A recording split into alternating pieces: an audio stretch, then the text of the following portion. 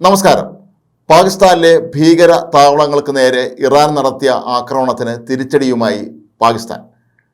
കഴിഞ്ഞ ദിവസമാണ് പാകിസ്ഥാനിലെ തീവ്രവാദി താവളങ്ങൾക്ക് നേരെ ഇറാൻ മിസൈൽ ആക്രമണം നടത്തിയത്. ഈ ആക്രമണത്തിൽ 2 കുട്ടികൾ കൊല്ലപ്പെടുകയും നിരവധി പേർക്ക് പരിക്കേൽക്കുകയും ചെയ്തിരുന്നു.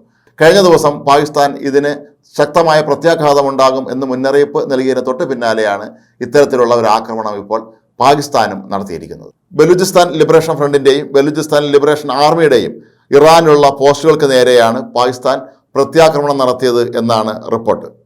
സുന്നി ഭീകര സംഘടനയായ ജെയ്ഷ് അൽ ആദിലിൻ്റെ 2 കേന്ദ്രങ്ങളാണ് കഴിഞ്ഞ ദിവസം ഇറാൻ ആക്രമിച്ചത്. 2 തീവ്രവാദി കേന്ദ്രങ്ങളും പൂർണ്ണമായും ഇറാൻ്റെ ആക്രമണത്തിൽ തകർന്നിരുന്നു. ഇറാൻ്റെ ഈ നടപടി പാകിസ്ഥാൻ്റെ പരമാധികാരത്തിലുള്ള കടന്നുകയറ്റവും അന്താരാഷ്ട്ര നിയമങ്ങളുടെയും UN പ്രമാണങ്ങളുടെയും ലംഘനവുമാണെന്ന് വിദേശകാര്യ മന്ത്രാലയം വ്യക്തമാക്കിയിരുന്നു. ഇറാൻ്റെ നയതന്ത്ര പ്രതിയെ വിളിച്ചു വരുത്തി പാകിസ്ഥാൻ പ്രതിഷേധം അറിയിക്കുകയും ചെയ്തിരുന്നു.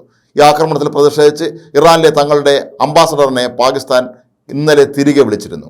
പാകിസ്ഥാനിലെ ഇറാനിയൻ സ്ഥാനപതിയെ പുറത്താക്കുകയും ചെയ്തിരുന്നു. ഇതിന് തൊട്ട് പിന്നാലെയാണ് ഈ ഒരു ആക്രമണം നടക്കുന്നത്.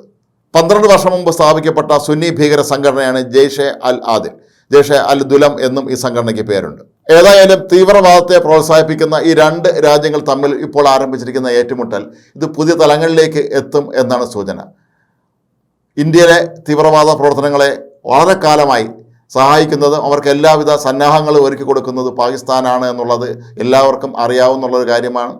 ഇക്കാര്യം ഐക്യരാഷ്ട്രസഭ ഉൾപ്പെടെയുള്ള എല്ലാ വേദികളിലും ഇന്ത്യ പലവട്ടം ഉന്നയിക്കുകയും ചെയ്തിരുന്നു. അതുപോലെ തന്നെയാണ് ഹൂതി വിമതരെയും ഹിസ്ബുള്ളയും എല്ലാം പ്രോത്സാഹിപ്പിക്കുന്നത് ഇറാനാണ് എന്നുള്ള കാര്യവും.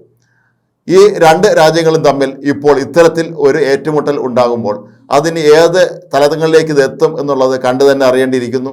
ഇന്ന് ലോകത്ത് പല രാജ്യങ്ങളും തമ്മിൽ ഇപ്പോൾ ഏറ്റുമുട്ടലുകൾ നടന്നുകൊണ്ടിരിക്കുകയാണ്. നമുക്കറിയാം, റഷ്യയും ഉക്രൈനും തമ്മിൽ യുദ്ധം ഒരു വശത്ത് നടക്കുന്നു, ഇസ്രായേലും ഹമാസ് തീവ്രവാദികളും തമ്മിലുള്ള ഏറ്റുമുട്ടൽ മറുവശത്ത്, ഒപ്പം ഹിസ്ബുള്ളയും ഹൂതി വിമതരെയൊക്കെ നേരിടാനുള്ള ശ്രമങ്ങൾ മറ്റൊരു ഭാഗത്ത്. ഇതിൻ്റെ കൂടെ ഇപ്പോൾ പാകിസ്ഥാനും ഇറാനും തമ്മിലുള്ള ഉഭയകക്ഷി ബന്ധവും കൂടി മോശമാകുന്ന രീതിയിൽ ഇത്തരത്തിൽ ഒരു ഏറ്റുമുട്ടലിലേക്ക് തന്നെ കാര്യങ്ങൾ ചെന്നെത്തിയിരിക്കുന്നു എന്നുള്ളത് അന്താരാഷ്ട്ര സമൂഹം ആശങ്കയോടുകൂടി തന്നെയാണ് ഉറ്റുനോക്കുന്നത്.